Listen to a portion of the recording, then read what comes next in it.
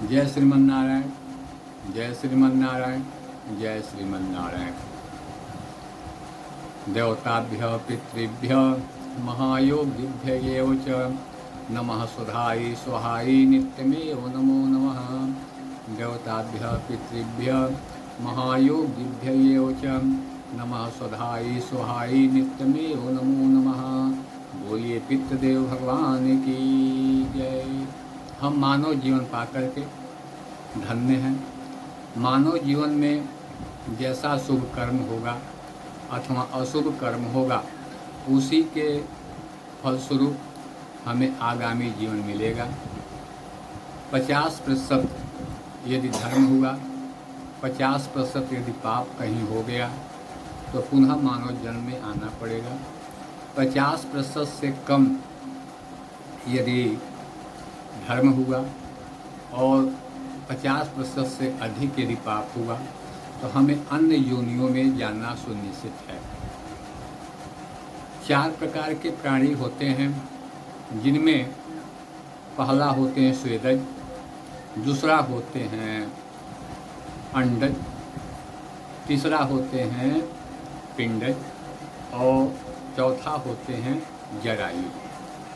स्वेदज का अर्थ होता है जो पसीने से उत्पन्न होने वाले जीव जंतु मकोड़े हैं। पिंडज का अर्थ होता है जो पेड़ पौधे के रूप में उत्पन्न होते हैं। अंडज के रूप में पक्षियाँ आती हैं जो अंडे से निकलती हैं, और जरायु के रूप में पशु भी आते हैं और मानव भी आते हैं। जैसा जिसका जो कर्म है उसी के हिसाब से हम लोग सभी लोग जन्म लेते हैं। मानव जन्म जो है हम प्राणियों के लिए महत्वपूर्ण है। मानव जीवन का मूल उद्देश्य क्या है? भगवान की प्राप्ति, प्रभु की प्राप्ति ही मानव जीवन का मूल उद्देश्य है। अथवा आहार निद्रा भय मैथुनं च सामान्य में तद पशुभिः नराणां धर्मो हि तेषाम् अधिकं विशिष्टं ज्ञानेन हीना पशुभिः समाना। जीव जंतु, पेड़ पौधे, पशु पक्षी सभी लोग खाना पीना, दौड़ना बैठना चलना, संतान पैदा करना सब लोग जानते हैं। हम भी जानते हैं, हम संतान पैदा करना भी जानते हैं, उसमें तो हम लोग मास्टरमाइंड हैं। तो यदि मेरे अंदर सब कुछ होते हुए यदि भक्ति नहीं है, प्रभु में प्रेम नहीं है, माता पिता में प्रेम नहीं है, साधु संतों में प्रेम नहीं है, गुरु पुरोहित में प्रेम नहीं है, तो हमें परमात्मा की प्राप्ति कदाचित नहीं हो सकता है। परमात्मा की प्राप्ति के लिए हमें अहर्निश परमात्मा का चिंतन हमें करते रहना चाहिए। अतएव अपने कल्याण के लिए अथवा पितरों के कल्याण के लिए सनातन धर्म से संबंधित किसी भी पुराण का हम वाचन करके अथवा कथा को श्रवण करके हम अपना कल्याण हम कर सकते हैं।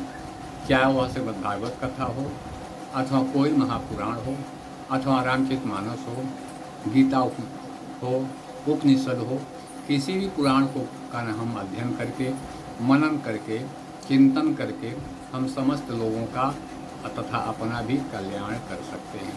श्रीमद् भागवत के महात्म्य में गोकर्णपाख्यानम कथा है महात्म्य में, जो आत्मदेव बाबा की कथा है।